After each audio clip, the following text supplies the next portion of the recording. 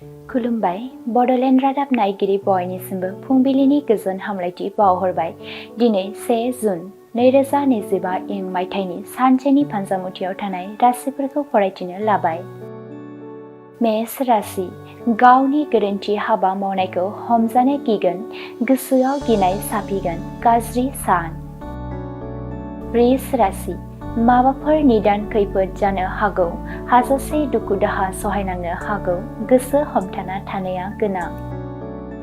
मिथुन राशि फालांगि खालामोब्ला गोबां रां खहा जागोन, गोसोआव दुखु मोननांगोन, जेंना गोनां सान।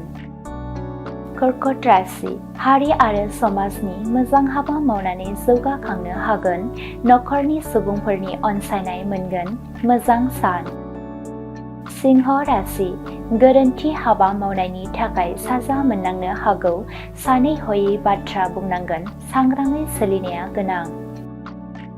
कन्या राशि गोबां रां रुफा आखायाव फैगोन, गोसो होनानै खामानि मावोब्ला जाफुंसारनाय मोनगोन, गोजोननि सान। तुला राशि आनजादाव उथ्रिसारनो हागोन, नखर आरो समाजनि थुलुंगाखांनायनि गेजेरजों दावगालांनो खाबु मोनगोन, मोजां सान। वृश्चिक राशि गावनि अहंकार आखुनि थाखाय साजा मोननांगोन, गामि आरो समाजनि सुबुंफोरजों नेवसि जागोन, गोसोआव दुखु मोननांगोन। धनु राशि जेखि हाबा मावा मानो मोनसेबो जाफुंसारनाय नङा, दुखु दाहा सहायनांगोन, गोसो हमथाना थानाया गोनां।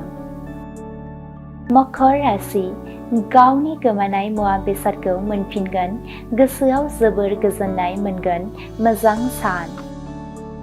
कुम्भ राशि गोसो हमथानो हानाय गोहोआ बांगोन, जेखि हाबा मावा मानो गाहामैनो मावफुंनो हागोन, गोजोननि सान। मीन राशि बेमार आजार जानो हागौ, देहाया जोबोर खस्थ' मोननांनो हागौ, जानाय लोंनायाव सांग्रां जानांगोन। दिनैनि राशि फरायथिनाया एसेनोसै। बेजों लोगोसेनो दिनैनि साना बुहुमनि साफ्रोमबो सुबुंफोरनि थाखाय गाहाम जाथों, बेनि थाखाय बड'लेण्ड रादाब नखरनि जानानै इसोरनि खाथियाव आरज गाबनाय थाबाय। गोजोन्थों। मोनसे गोजोनथाव रादाब क'क्राझार सहरनि साई मन्दिरनि साखाथियाव R&B र'ड वार्ड नम्बर 6 आव थानाय ब्रह्मानन्द ITI क'क्राझारा नोंथांमोननि थाखाय लानानै फैदों मोनसे सनानि खाबु।